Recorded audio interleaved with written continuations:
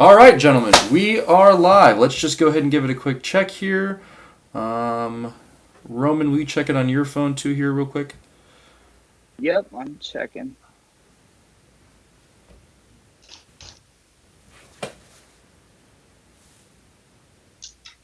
All right, there we are, and we're good. We're live. All right, Dreamers, welcome to another Bringin It Home Show. I'm one of your hosts, Tucker LaBelle, social media coordinator for the Field of Dreams movie site in beautiful Dyersville, Iowa, alongside my good friend, boss, director of the Field of Dreams, director of operations, Roman Weinberg, the man in the big chair, as I called him. And we are now joined by our first guest on our Bringin It Home chat, and a guest that you guys all know and love, and someone that we can kind of pick his brain a little bit more today, Dwier Brown. Dwier, say hello here. I can see you here on the camera now. Dwier has over 30 years of acting experience, and one of his big roles was John Kinsella in the film. Obviously, you know, we're talking Field of Dreams here today, boys and girls. And, you know, we always joke, we call you baseball's favorite dad, because for so many individuals, that's what you really became. And so I'll kind of let Roman explain more here. You're going to get me beat up by a lot of dads out there. Right, you know, the competition, right. Well, what more can we say? Dwier, it's great to have you on the show. We've had you on our podcast before, so it's good to hear from you. Over 30 years acting experience. You've been in it for a long time, and I think it's safe to say that this was your favorite role, so we'll talk about that a little bit, but it's good to have you. Welcome back. Be here. Even if I have to be virtually in Iowa, it's better than not at all. That's right. That's right. So, hey, we're going to start here with a question. First off, how's the family? How are you holding up with the coronavirus pandemic? Everybody's very well. My son's home from college down at UC San Diego, as most students are. That he's doing all his classes online. My daughter's fine down in LA, and my wife and the dog are fine. She has an uncle who's quite sick in Montana with COVID, but I mean, they almost pulled the plug a couple days ago, but I think he's coming back. So I'm hoping that's a good sign. Good. What's the impact been like for you with appearances and everything? I mean, obviously a big part of it, you tour the country, and I love watching your social media channels and platforms and all summer long, because you go out and you meet people everywhere, and minor league stadiums do a little bit of everything. How has that impacted your plan for this year? Well, I mean, it's kind of stopped it dead in its tracks temporarily.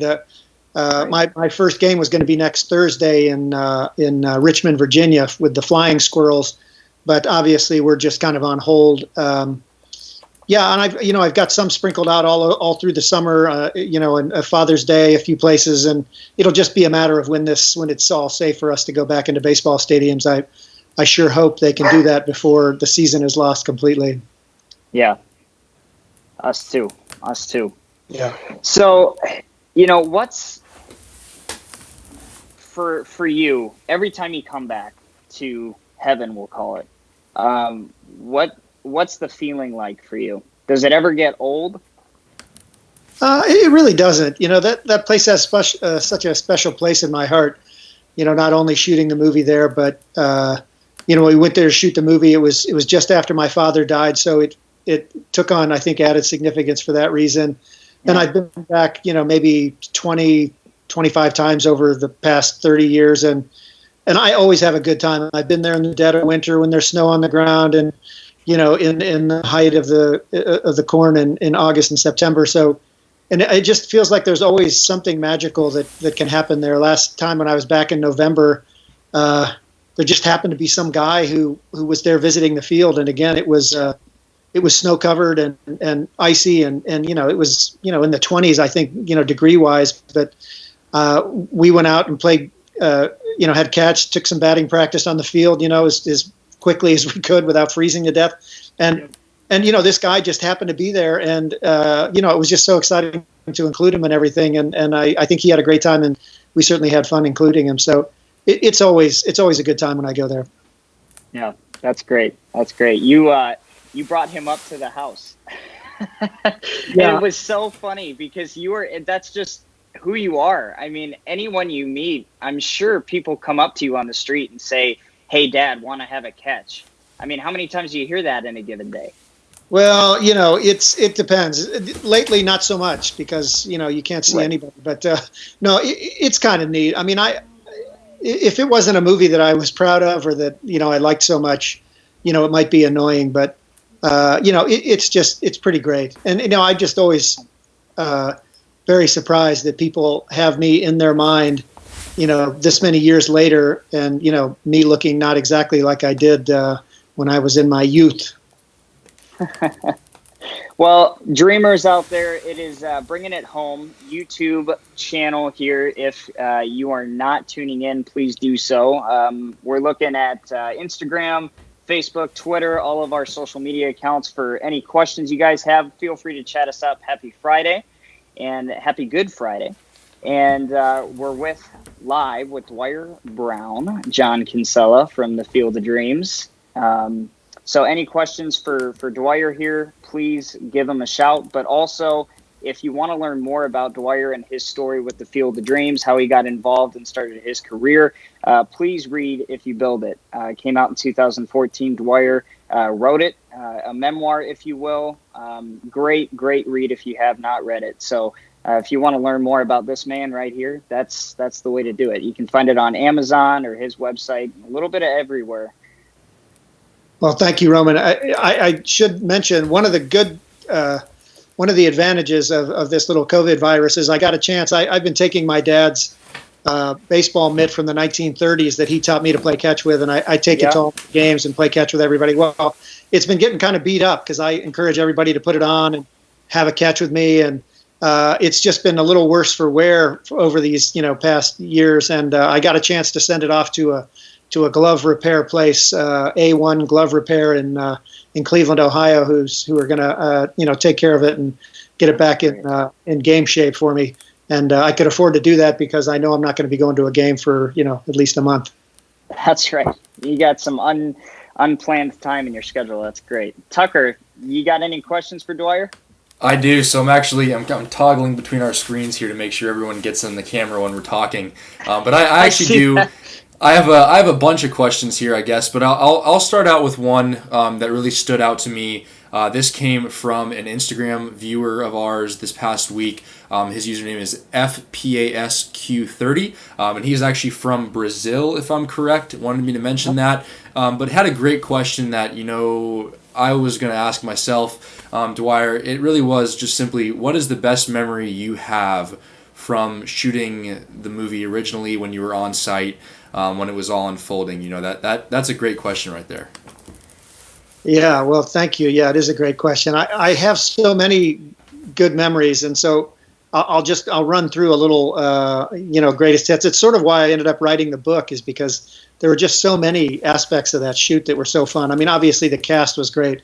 I was very nervous to meet James Earl, and he's such a nice man, and all my nerves about saying the right thing were for naught, because he was just such a great guy. I still remember driving down that long driveway the first time, the first day I arrived on the set, which was, just after the 4th of July, and the field was already, the baseball field was already built, and it was just so magical. I had read the book in college, and Shoeless Joe, that on which it's based, and of course read the script. So driving down that street, it's a fantasy story, but to see it in reality is just one of those weird things that, it can happen on a lot of movie sets, because, you're sort of seeing the art director's rendition of a story that but I'll always remember driving down that driveway for the first time, because it was really is just a striking place. I assume most of the people have been to the field, but it really is a beautiful place. We played catch on the field and little pickup games between takes. I was always impressed. Kevin could, knock the ball into the corn, seemingly at will. And, that was just kind of fun. And, Ray Liotta is sort of who I ended up hanging out with, because our shooting schedules were the same. And he is just a very strange and funny man. So, I enjoyed that very much. And, Monica Baber, who played my wife, sort of just in photographs. She's a girl they cast from Cedar Rapids who also played Amy Madigan's stand-in. She was a lot of fun. In fact, somebody I knows somebody she knows, and we just got to say hello again after 31 years. So there are just so many great memories. It's hard to nail down one, but it was a good time. We had a lot of fun off the set too. When the long day of shooting was done, we closed down some bars in Northeast Iowa and Western Illinois, for that matter. There you go. That's great. Roman, do you have a question? You were telling me too, in previous interviews, because we've had you on our podcast, about Kevin and just that unique point in his career. You want to talk just a little bit about what it was like working with him and on the set with him? Well, Kevin was great. He was there with his young family, his wife, and I don't know, two kids then or something, I think. Anyway, but he was nice enough after long days of shooting to go out with us. We would go to bars in Dubuque and East Dubuque in Illinois and go to the dog track. And, we were all, there was a lot of people who were pretty bored being on a farm out in the middle of nowhere. I mean, I grew up on a farm, so it was easier for me, but Kevin was really great to kind of go hang out, Amy and Tim Busfield and all of us.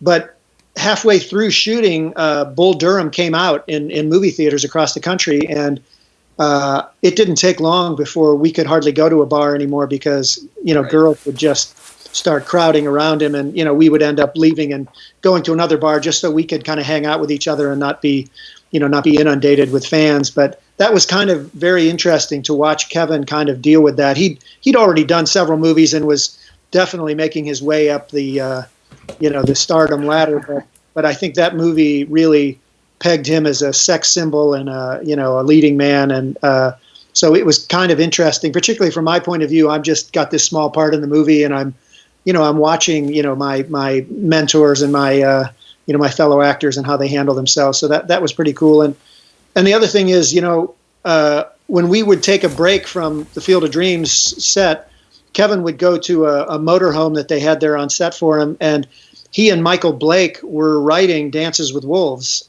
in the time between Field of Dreams takes. So it was very interesting to think that, that movie went on to, win the Academy Award for Kevin and all these things. And to think that it was being written between takes while we were there in Iowa on the farm was in retrospect really exciting. Between Bull Durham and Dances with Wolves, plopped this little baseball movie that we're talking about today. Yeah. That's just a little more magic, right, that took place at the field. Yeah, and there were just so many of those little things, that kept happening, serendipitous, seemingly coincidental things that were just, really, really make that movie, I think, special in my mind, and I think a lot of the fans out there as well. Yeah.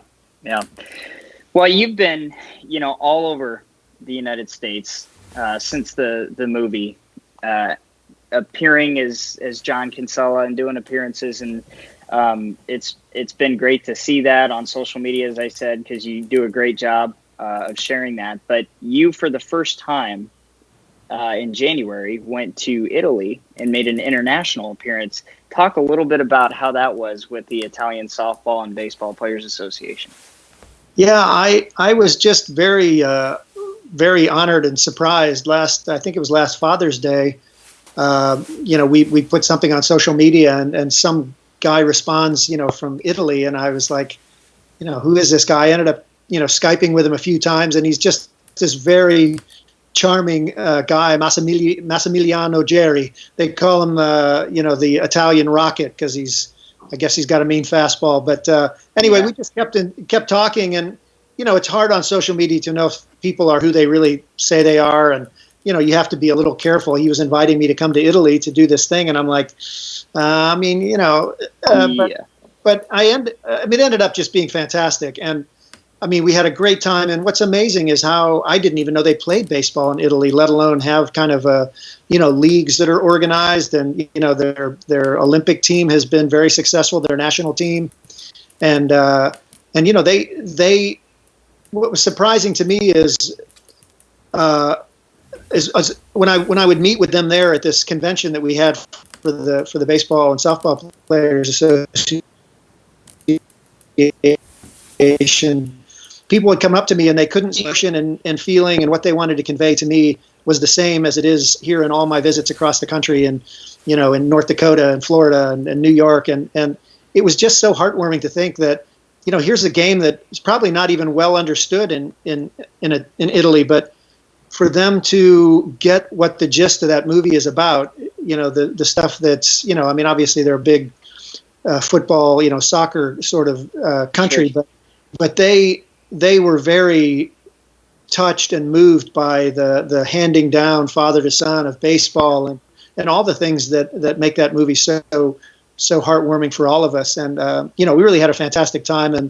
And I hope we did some good things for baseball. I got to meet Mike Piazza, who was over there, and he's going to be coaching the national team for those guys. And I actually got to see the movie in Italian, which was very interesting because obviously I can't understand a word, but I was very impressed with how good their dubbers were. I guess Italy is kind of known for that, but it kind of brought a whole new thing to the movie. I think because Italians are who they are, very vocal and emotional. And I don't know if you've seen some of these YouTube videos from the COVID virus, and everybody's out to talk, and to see them do the parts, here's Amy Madigan with this, here's me speaking Italian, and James Earl. What was kind of funny is a lot of them don't know that James Earl has this huge booming voice because they've only seen him with a dubber Italian voice, and who else in the world could be James Earl Jones? But anyway, all those things were kind of interesting, and I found myself very drawn into the movie again on a different level because of the amount of passion that their dubbing actors were bringing to the movie that I'd seen, dozens of times in English. Wow, that's great. Yeah, it must have been surreal. Yeah, we managed to get out of Italy just a month before all this thing started happening. Right. So feel very lucky about that. But we were. We stayed a little in a little town called Livorno, which is the birthplace of Modigliani, the artist. I have a fake Modigliani. Where is it? Oh, yeah, there she is, the Countess. Yeah. Right. Anyway, I was kind of a fan of his, so I happened to wander into Livorno on the 100th anniversary of Amedeo Modigliani. So it was a great trip. That's amazing. That's great. Tucker. Yeah, I got questions from the fans, huh? So I do have another question here as well, but Dwier, I am so excited that you got to experience Italy like that. I lived there for 6 months, and I agree with you. It is an incredible place that you never would expect baseball to live. But I remember my image from there was I stumbled upon a game going on in the middle of Florence, Italy, which, like you're saying, is a big football soccer town. And here's this World War II era stadium that looks abandoned, and there's a baseball game going on. And that's so cool to see and to think that people all over the world are bonded together by this game. And it's even cooler that they're bonded together by this movie, that they have these memories as if they were their own. That's something really cool to see, which I think plays into this next question perfectly. A very avid follower. Let me just add to that. Livorno, this town we were staying at, is where the first supposed baseball game in Italy happened. And it was in 1887 or something. And to tie it to the COVID virus, the reason it happened was a few ships had arrived in port there, American ships with goods. This is in the late 1800s, and they were in quarantine for a bit. The ships were held there for a bit, and so the sailors didn't have much to do, so they went out and they started playing baseball. And the Italian people were just watching with interest this strange game that they could never imagine, but they were there long enough that they got the flavor of the game. And then again, when in World War II, when soldiers were there was a hospital right near where this field was in Livorno. And again, people were playing. And by then, some of the people had kind of picked up the stuff. A lot of the GIs would leave their gloves and mitts and bats there when they were shipped back out to the United States. And that's sort of how the whole thing got started in Italy, which I think is just kind of really magical and wonderful. And, it's just kind of neat that we've spread baseball like a very benign virus all over the world. Yeah, that is very true. That is really, really incredible. So I guess my question is a two-part to that right there. Did you, prior to being in this movie, did you have an attachment to baseball? Was this something that played a role in your life? And then I guess even more than that, a question from PMurph05 on Instagram. What was the first major league game you attended? So I guess really baseball in your background is the general question. Okay. As far as baseball goes, I grew up on a farm in Ohio and played sports year-round with my brother. It was a way for us to get out of farm work, so we took advantage of it whenever we could. So we played baseball and football. I ran track, cross country, basketball. So I was into sports. All sports. I didn't really choose one over the other. It was just a matter of whatever was in season. I grew up, of course, outside of Cleveland, so we had our own woes with our professional teams in town. But I liked playing baseball and softball more than I liked watching it. I sometimes would get stir crazy. You're watching a game and then you want to go out and play it. That's sort of the way it would work. And so, I become more of a fan over the years as I've understood more of the subtleties of the game. My father wasn't a great athlete. He taught us how to play catch, but he couldn't really explain the nuances of, how, the pitcher's looking, for signals from the catcher, and the catcher's getting, like the mental part of the game, that kind of stuff. I didn't fully understand as much when I was young as I have now as an adult. So I've enjoyed that a lot more. And as far as the first game I went to was an Indians game. I probably went with the Cub Scouts when I was, 7 or 8 years old, and I probably at the time, it was just magical for a kid who was, grew up on a farm to be anywhere in a huge stadium with, tens of thousands of people and, particularly screaming Indians fans. So, that's my early history with baseball. Awesome. Is there a particular team you follow now? I'm throwing it out there. In general, I get myself in trouble with these things, but in general, me too. I tend to like to follow the underdogs. I like teams that play over their heads. I like players that are better than they should be. David Eckstein was always a favorite of mine. Here's this little guy who's, doing it. I like skinny guys who hit home runs. Kristen Yelich and Cody Bellinger. Those guys. You'd expect Frank Howard or Cecil Fielder to be able to hit a home run, but when you see a skinny guy, putting it out over the fence, it makes me happy because I think, hey, I'm a skinny guy. That means maybe I can hit a home run someday. But I tend to follow players that I like, that seem to have good personalities and good work ethics, and I like teams that work hard and overcome maybe what they lack in a huge budget and payroll and manage. A few years ago when it was the Cubs and the Indians in the World Series, it was a real heartbreak for me because that's where I was trying to get. I went from growing up following the Indians in probably their most hapless years in the 70s, and to see them finally make it to the to the World Series, and then to have to play against the Cubs, who that I moved from the farm to Chicago and work at a theater company that created Bleacher Bums, the show about the crazy fans in Wrigley, and so that was a real heartbreak. And what's great is it was a fantastic series, and they both really played above and beyond what they could, and it ended up being this nail biter, which is just memorable. So knowing that one or the other of my favorite teams was going to lose, it was at least great that they took it right down to Game 7. Yeah. And a rain delay. Yeah. The winner. That was. I'll always remember that. So, Dwier, we have a question from Aaron Ritchie 3 on Instagram. Hi, Aaron. Can you share your favorite encounter from a fan saying how the movie had impacted them? I'm sure that's a tough question. Yeah, I ended up including, 9 or 10 of those encounters in the book because it's sort of what motivated me to write the book.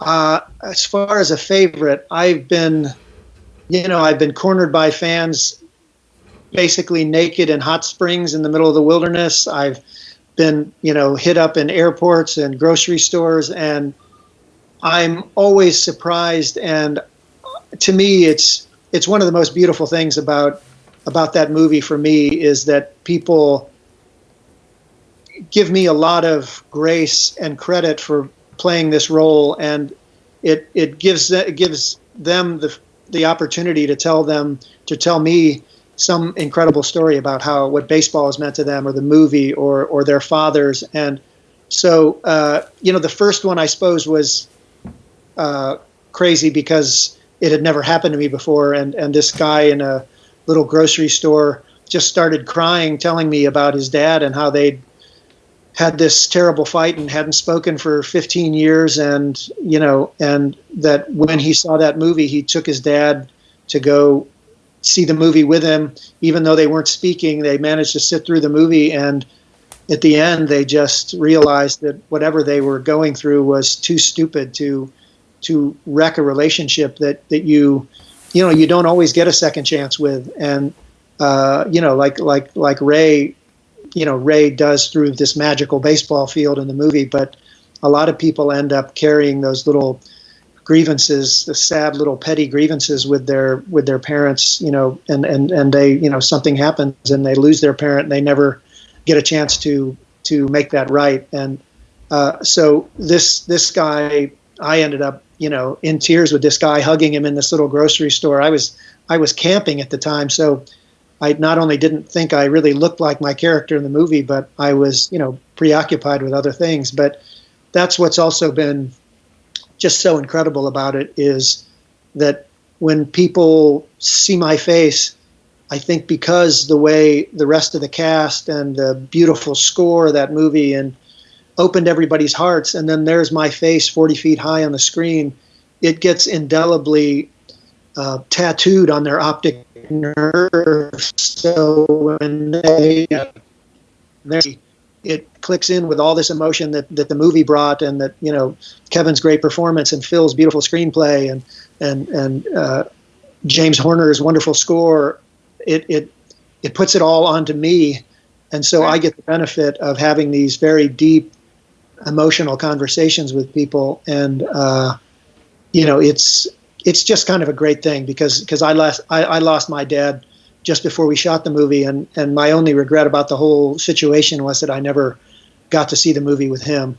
And this is, I think, the universe's way of letting other dads come to me and tell me their stories, and in a way it attaches us all together, fathers, sons, baseball, and just kind of creates a beautiful network of support over the beautiful emotional connection that baseball brings to a lot of us. Yeah, I couldn't agree more. And your dad passed away 36 days. Yeah. Before you came out and shot. That it's crazy, because the movie has so many lessons that are congruent with sports in general. It binds us, right?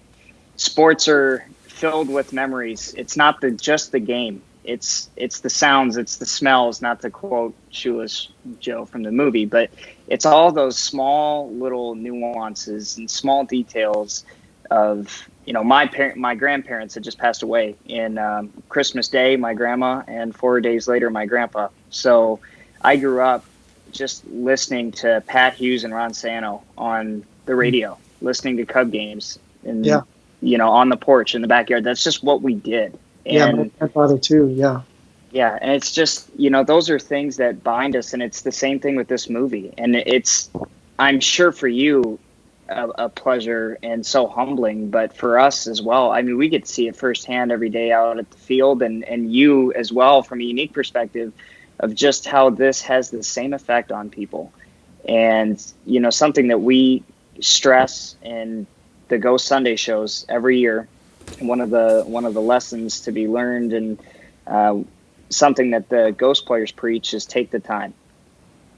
Take the time. The three most important words, and that's something that I think is just a subtle reminder that we lose sight of all the time. It's especially now. Now's the time to remember that.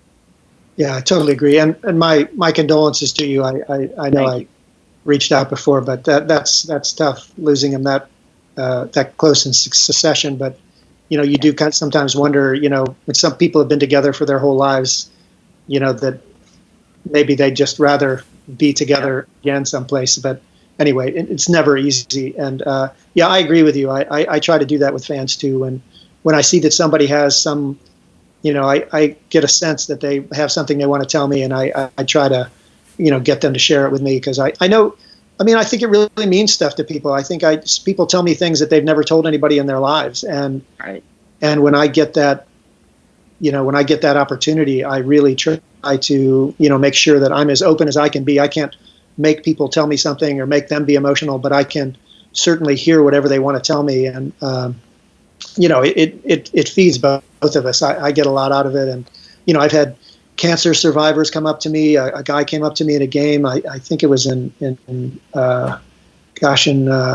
Scranton, where, he was just kind of in front of me and just kind of staring at me, and kind of a skinny guy and, middle-aged. And, I never know what people are after. And he was just telling me that he was an orphan, and that, he never really knew his dad. And, he was kind of getting emotional about that. And I was, I went to hug him, and he said, "Yeah, I'm a cancer survivor," and so, for this guy, he we just, I don't know. To me, it's worth it to take the time to just, have a moment with somebody. And, this guy had a lot of stuff going on. He's an orphan. Who's he going to take his father's stuff to, anyway, it's kind of just a beautiful, in my mind, a beautiful opportunity that I can have to have a deep connection with people. I can small talk with the rest of them, but I like having deep conversations with people. So I'm glad the movie has afforded me that opportunity with people. Yeah, and we can tell that firsthand, because whenever you're on site, your line is 30 people long, and you still take that same amount of time with everybody, and you can tell that firsthand. And that's something that, I deeply respect you for personally, is you get it.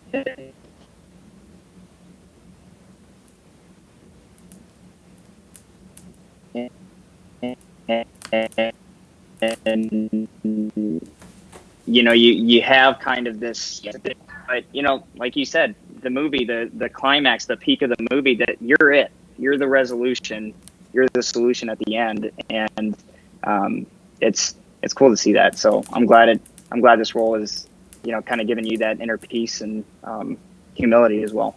Tucker, you got one more question for Dwier before we call it? Yeah, so we are at 32 minutes and 54 seconds so far in the interview, so we won't keep you too much longer here, Dwier. But I do have a question, actually, that I feel like you might get from time to time, but I'm not sure, because it's not so much baseball related. It's more about your acting career as a whole. But where did you start as an actor? What inspired you to become an actor? What was that timeline like, I guess, to really, from where you started to Field of Dreams is really what I'd like to know. Well, I go into it in detail in the book. I'll try to give you the Cliff Notes. My mom was very supportive of whatever my oldest sister and my older brother and I did. We did puppet shows for the neighbors in our basement before we moved out to the farm. And then when we moved out there, my brother started a little theater group. We would do one-act plays in the summer with, just a bunch of kids we knew. And my sister was sort of the actress in the family, and then my brother took it up, and so it was kind of natural for me. But they sort of, passed it on. They didn't end up doing that. My sister does other things, my brother does other things, and I just kept kind of getting hooked in. I never thought about making a career of it, because I was on a farm in Ohio. I didn't know any actors, and it just seemed so foreign and impossible that I was trying to get a job in advertising, because I liked, writing stuff, and my job in advertising and get to New York, then I could audition in my spare time. That's how naive I was about, a high-powered business and advertising. But anyway, I couldn't get a job in advertising because the economy was in a kind of a downturn when I graduated from college. And I thought, well, if I'm going to try acting, I might as well do it now when I don't have a family. And so I went to Chicago, and I started taking improv classes, because I'd done some improv in college, and just really enjoyed it. The more I did it, the more I got bit by the bug. And then I had some pretty early success, enough to, get me to pay the bills. And then I came out to LA and got a few jobs. And, it's just been sort of a love affair that kind of happened accidentally against all odds. But, it's always been something that I've enjoyed doing. And I feel very lucky to have made a living at it as long as I have. That was great. That was a perfect answer and then some. Roman, do you have another question before we go here, or are you good? I think I'm good. All right. Dwier, thank you. And one last question for you here. Where can fans find you on social media? All my social media is under my name. It's Dwier Brown with an I, Dwier Brown. My website is dwierbrown.com. I do have a bunch of events this year. I'm going to be in Omaha, kind of near you guys. We were supposed to do a screening of the movie in Omaha on May 29th. That's been moved sometime in June. It might end up being July 8th. We're picking alternate dates, but I'll definitely be there. And it's a fundraiser. It's going to be a lot of fun. I'm supposed to be in Syracuse on Father's Day, and I might be at the Baseball Hall of Fame the day before to do kind of a speech and maybe a movie screening and Q&A. Just sort of depends on where the baseball season's going. I'll probably be in Cooperstown for induction weekend, and I might be at a little baseball field in Dyersville, Iowa on August 13th if baseball season gets together and we can still have that fantastic game there. Yeah, fingers crossed. I know on our end. I try to keep my schedule up to date on Facebook, but I'm reminded right now that it's not up there, so I'll try to update that. But if you check in, I'll get it up before, within a month before I go anywhere. So. All right. Sounds good, my friend. Dreamers, you hear it from him. Read Dwier Brown's book. If You Build It, great read. If you want to learn more about the behind the scenes on not only Dwier, but the movie, definitely pick that book up. Yep. Thank you, Roman. And thank you, Tucker.